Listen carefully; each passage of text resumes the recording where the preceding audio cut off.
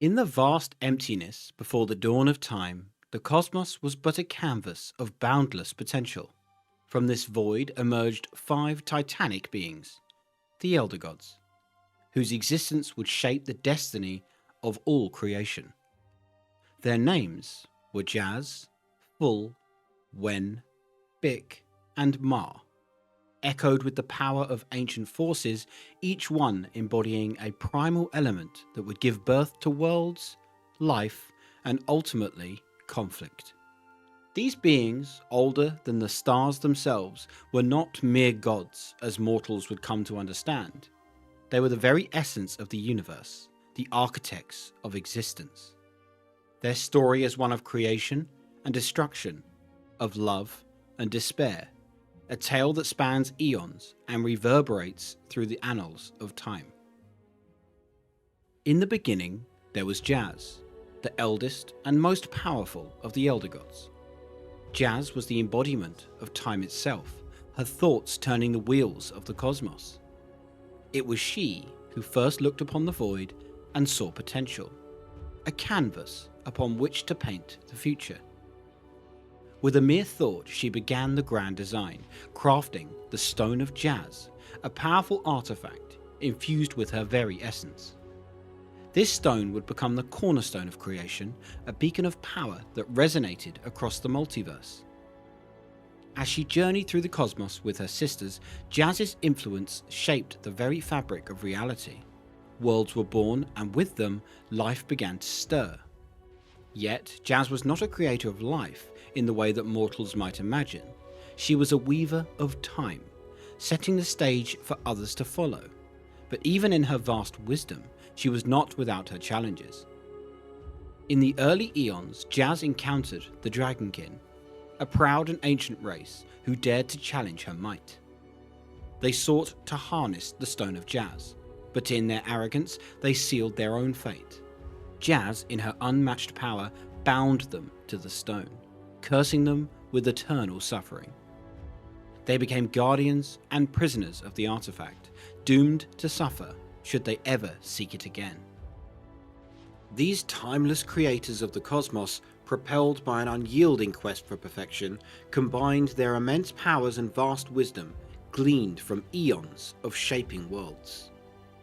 Each creation brought them nearer to their ultimate goal, honing their skills with every new planet they forged. Among the worlds the Elder Gods created, Ocularis is a world aligned with the Body Rune, a realm shaped by Bick with the aid of an unknown entity.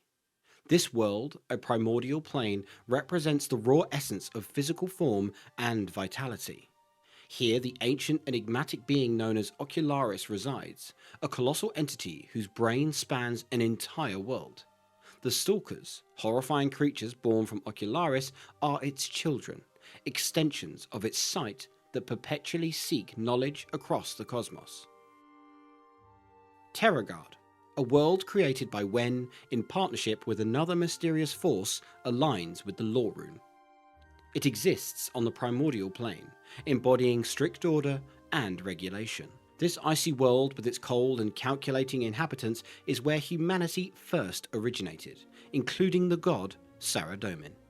The humans of Terragard are known for their rigid societal structure and adherence to the laws imposed by the Magisters, who wield power through the enigmatic schism.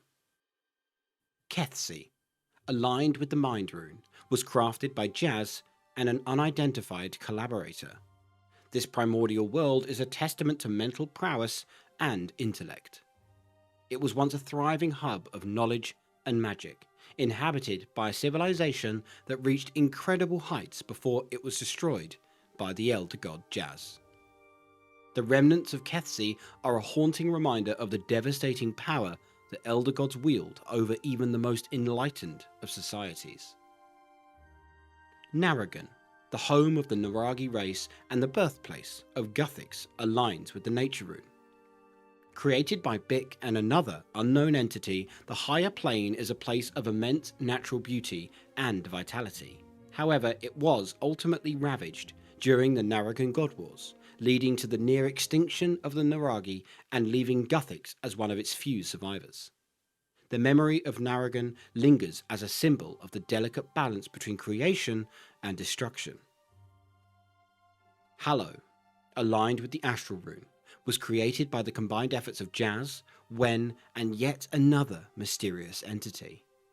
This transcendental plane is home to the Icene, a race of winged beings aligned with Saradomin. Hallow is a world of vast oceans and scattered islands, where day and night cycle over the course of years. It is a place of divine connection and spiritual purity, with its inhabitants serving as priests, warriors, and farmers in service to their god. Tarthiad, the original home of the elves, aligns with the Soul Rune. It was created by Jazz and Bick, alongside another unknown force. This transcendental world is a place where nature and spirituality are deeply intertwined. The elves, guided by the goddess Seren, developed a unique culture centered around crystal singing and harmony with their environment. Tarthiad is a world covered in vast forests and crystalline landscapes, a place of profound beauty and mystical resonance. These worlds, each aligned with a fundamental aspect of reality, showcase the incredible diversity and complexity of the Elder Gods' creations. Through their vast powers, they crafted realms that embody the essence of the runes, each with its own unique characteristics and inhabitants. However, as with all things touched by the Elder Gods, these worlds were also marked by the potential for both creation and destruction, a duality that is at the heart of their existence. Their endeavours ultimately culminated in the discovery of Gielinor, a world that epitomised the pinnacle of their artistic pursuits. Gielinor was a symphony of beauty, equilibrium, and possibility, perfectly embodying the Elder Gods' vision. Upon this flawlessly crafted world, they chose to set aside their tools, proclaiming it their crowning achievement, the perfect world. Millennia passed, and the Elder Gods fell into a deep slumber, their work complete, but even as they slept, the universe continued to evolve. Life flourished, growing in ways that the Elder Gods had not foreseen. When Jazz finally awakened sometime in the 6th Age, she looked upon the universe with cold, calculating eyes. She saw that life had grown beyond its intended purpose, becoming a force that could threaten even the gods themselves.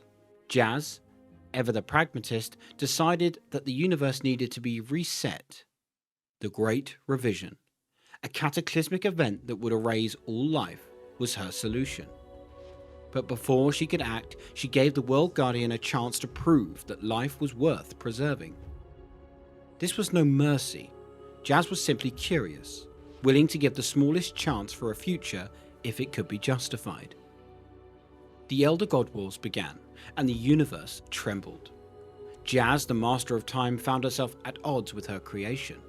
The theft of the Elder God's eggs by the cunning Azanandra ignited her fury.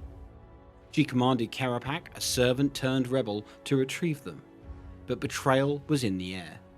Karapak, driven by his own motives, lured Jazz into Erebus, the shadowy realm beyond time and space. In a final, desperate act, the World Guardian lured a shadow Leviathan, a monstrous entity born of the void. Jazz, for all her power, was unprepared for the attack. Karapak, sacrificing himself, used the needle to bind Jazz to the Leviathan, ensuring her defeat. As the Leviathan dragged Jazz into the depths of Erebus, the universe was spared from her wrath, but at a great cost. Where Jazz was time and order, Full was the embodiment of fire, a force of raw creation and unrelenting destruction. Full's domain was the Forge, where she shaped the essence of worlds into blazing infernos. Her creations were as intense and unforgiving as the fires she commanded, and her wrath was truly legendary. Full's influence was first felt in the creation of volcanic worlds, their molten cores burning with her fury. She forged the Elder Kiln, a sacred artifact that could create life from the very clay of the earth, imbuing it with her fiery essence. From this kiln emerged the Tok'ar, beings of stone and fire, who served as the guardians of her sacred flame. As the Elder God Wars approached, Kerapak, once a loyal servant, turned against the Elder Gods. He sought to use shadow anima to destroy them, but Full, in her fiery rage, would not allow such betrayal to go unpunished. With a wave of her hand, she unleashed a torrent of molten fury, destroying Kerapak's laboratory and erasing all evidence of his treachery. During the Elder God Wars, Full's influence grew even more potent. She took the Tok'ha, her earliest creations, and refined them into the Tzek'ha, a new breed of beings, more powerful and destructive than ever before.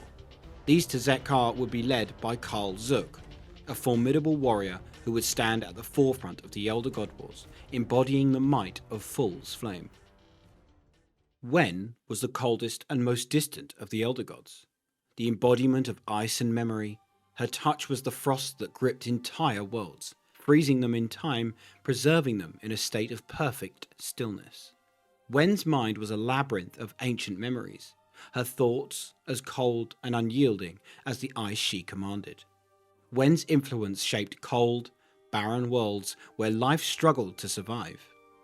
Her creations were beings of frost and snow, creatures that thrived in the freezing void. Wen's power was not just in her ability to freeze, but in her mastery of memory. She could see the past as clearly as the present, and her thoughts often drifted back to ancient times before even the creation of the universe.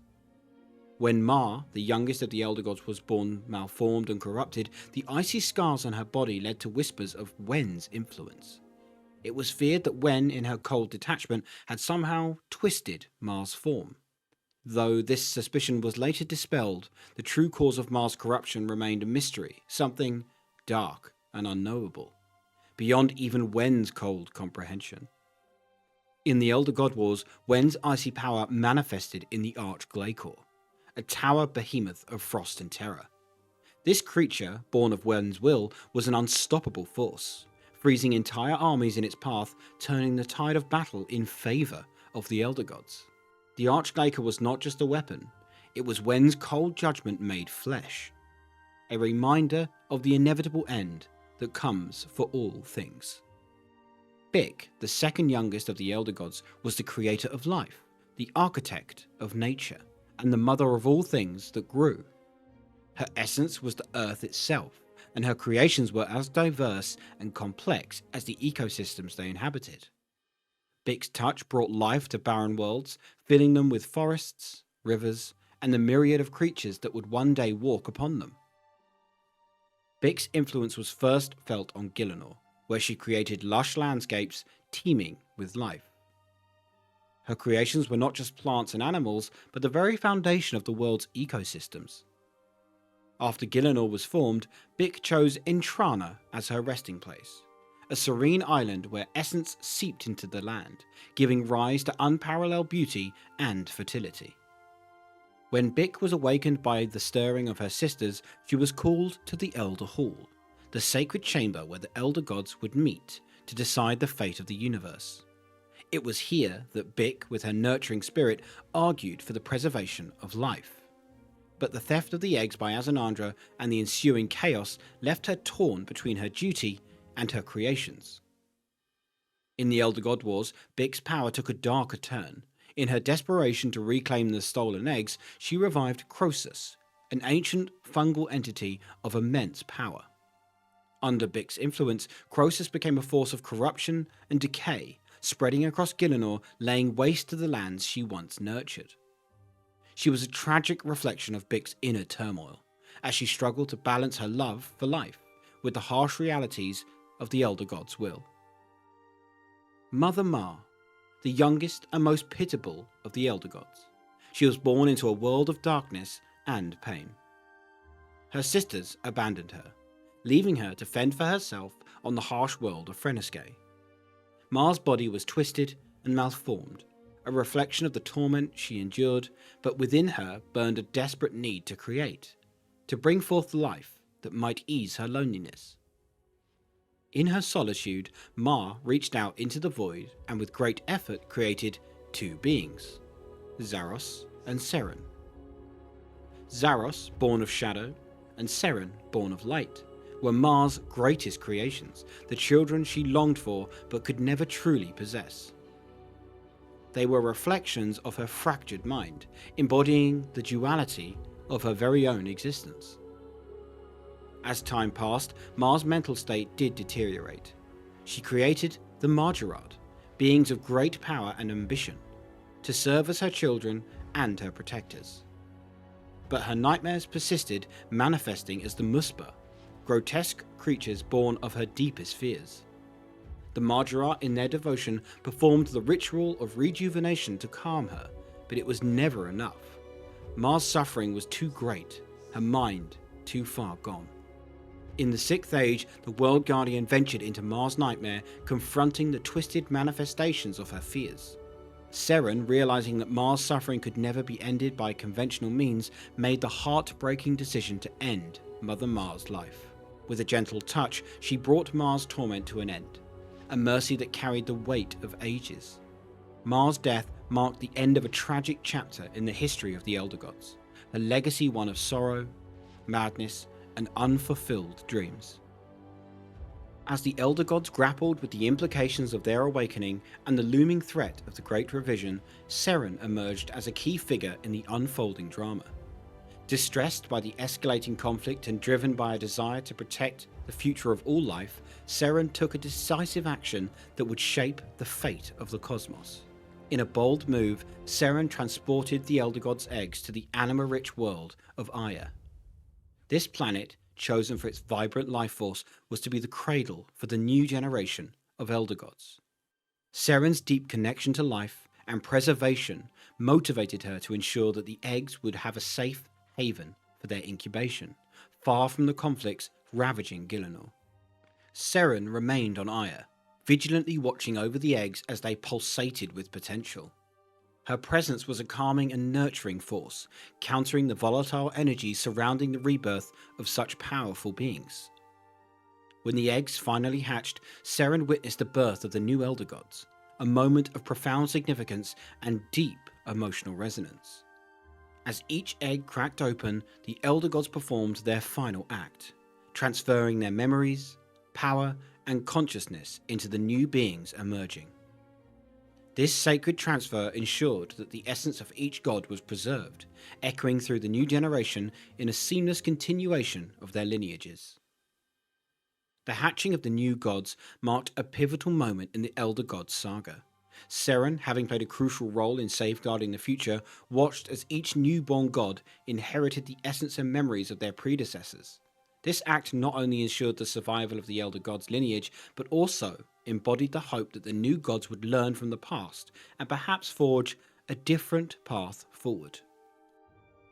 As the dust settled on the planet of Aya and the new Elder Gods began to stir, Seren remained, her gaze fixed not only on the fragile new lives she had helped usher into existence, but also on the deeper, darker currents that threatened their future. Her decision to stay behind was fueled by more than a desire to protect the young gods from conflicts on Gielinor. It was driven by a profound concern about the unknown threats lurking in the vast and mysterious realms of Erebus. The defeat of Jazz, the most potent of the Elder Gods, by forces emerging from Erebus had sent ripples through the cosmos. This event had revealed that there were entities and powers in existence that could challenge even the mightiest of the Elder Gods. The Shadow Leviathan that had dragged Jazz into the abyss was but a harbinger of the unknown dangers hidden in the dark corners of the universe. Seren's worry was palpable. If Jazz could be bested, what other terrors might emerge from those enigmatic depths? Further deepening the enigma was the discovery concerning the icy corruption that had marred Mars' egg, which was later identified as black stone. This material, dark and potent, bore a strong connection to Zao Tak, an incredibly mysterious and sinister entity whose influence seemed to permeate through the darkest threads of the universe.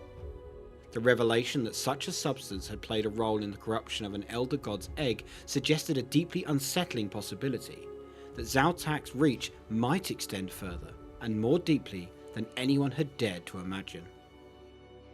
As the narrative of the Elder Gods draws to a close, the presence of an unseen and powerful force looms incredibly large. The mysterious realm of Erebus, and the entity known as Zautak, wrapped in layers of myth and dread, represents a profound mystery yet to be fully understood.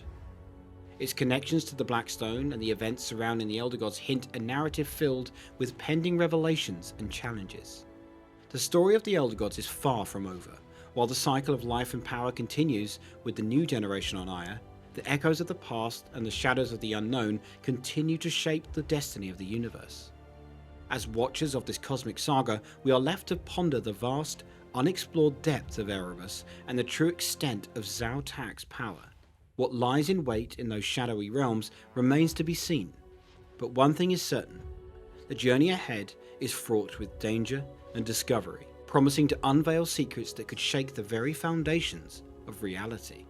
The Elder God's tale is a reminder of the cyclical nature of existence, of the endless dance of creation and destruction. But it is also a story about the persistence of life and the enduring quest for understanding in the face of overwhelming mystery. As we look to the stars and beyond, we must prepare for what may come, ever vigilant against the darkness that watches from the void. As always, thank you all so much for watching this one. I hope you enjoyed it. If you have any thoughts or theories, please leave them down in the comments below. Thank you all for watching, and I'll see you all in Gielinor.